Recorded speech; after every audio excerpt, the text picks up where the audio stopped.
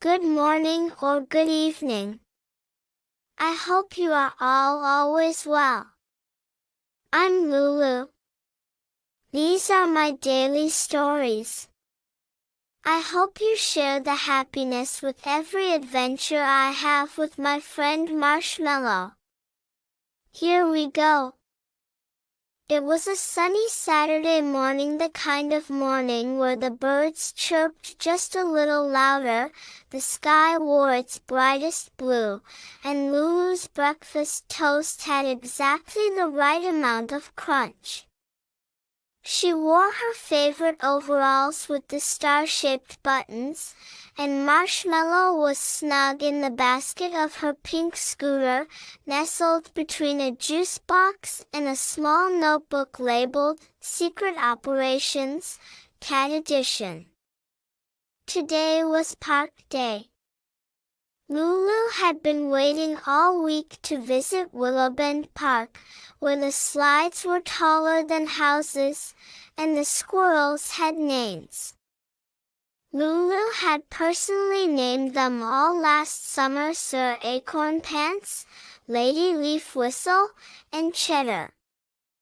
Marshmallow, however, hated squirrels. He considered them fuzzy goblins with sticky feet. The moment they arrived, Lulu dropped her scooter with a cheerful clang, spread her arms, and shouted, "Hello, world! We are ready for chaos!" Children were running, dogs were barking, someone was blowing bubbles the size of basketballs, and in the middle of it all stood a mysterious man in a green suit next to an ice cream cart. The sign read, "Professor Flippo's Gravity-Free Goodies." Lulu narrowed her eyes. "What in the sherbet sprinkles is that?" She dragged Marshmallow, now mildly suspicious, toward the cart. "Hello," the man beamed. He had a mustache that curled like noodles and shoes that squeaked like rubber chickens.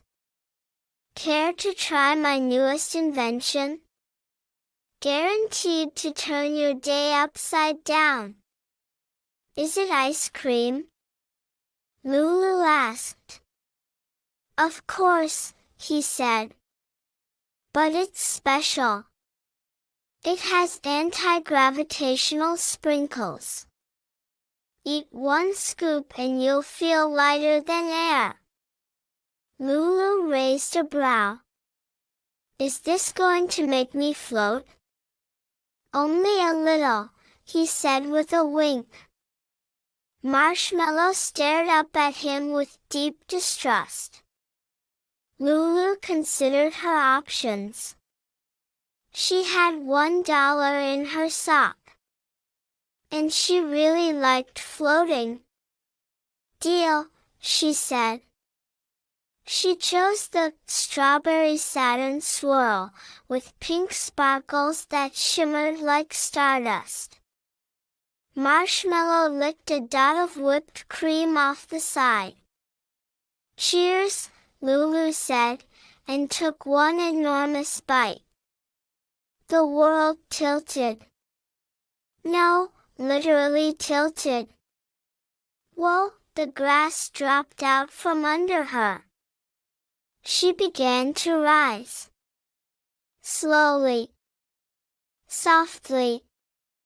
Like a bubble in a soda bottle. "Professor! I'm flying!" Professor Flippo waved and laughed. Side effect number 12. "You'll be down before bedtime." "Bedtime?" Lulu yelled. Marshmallow yowled as he clung to Lulu's shirt. Together, they floated above the jungle gym, past the swings, higher than the birds. Below, the park grew smaller and smaller, the squirrels becoming fuzzy peanuts. I am officially upside down, Lulu whispered, clinging to Marshmallow with one hand and her now half-melted cone with the other. Marshmallow's eyes were wide saucers. His fur stood up in every direction. This is kind of awesome, Lulu admitted, spinning slowly like a sleepy windmill. Above them, a flock of confused geese honked judgmentally. Then things got stranger. Because the longer Lulu floated, the more she noticed the others. A boy floated by, reading a comic book upside down. A grandmother drifted past in a lawn chair, knitting midair. Two twins hovered on either side of a basketball, passing it in slow motion. This is getting weird, Lulu whispered. She pulled out her notebook. Notes: ice cream equals flight. Professor Flippo equals possibly an alien. No known way down, yet. Marshmallow looks like a floating cotton meatball. As the sun began to sink, Lulu and Marshmallow floated into a passing tree. This is our stop, Lulu announced, grabbing a branch.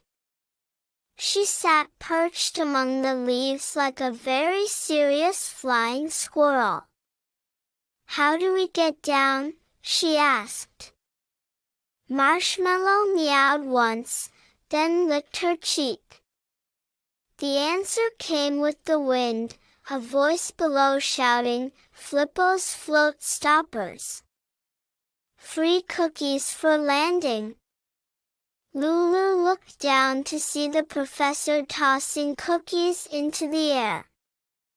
They sparkled with little arrows on them, all pointing down. Catch one! Lulu shouted. Marshmallow, with incredible timing and grace, leapt from the branch, somersaulted, and caught a cookie midair like a furry ninja. He and Lulu immediately dropped like feathers on a breeze, slowly drifting back to earth. They landed softly in the sandbox.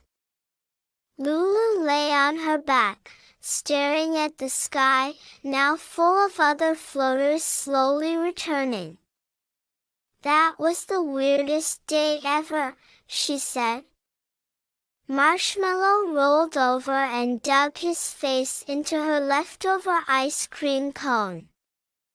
I give it 5 stars, she added, but I would not recommend doing it during school hours. We'd definitely get in trouble for hovering above math class. She reached into her backpack and added a new sticker to her log. Adventure 29, survived zero gravity dessert. Lesson: when in doubt, always catch the cookie. Marshmallow sneezed pink sparkles. And just like that, their day drifted peacefully back to normal. Well, Lulu normal, which is always just a little bit upside down.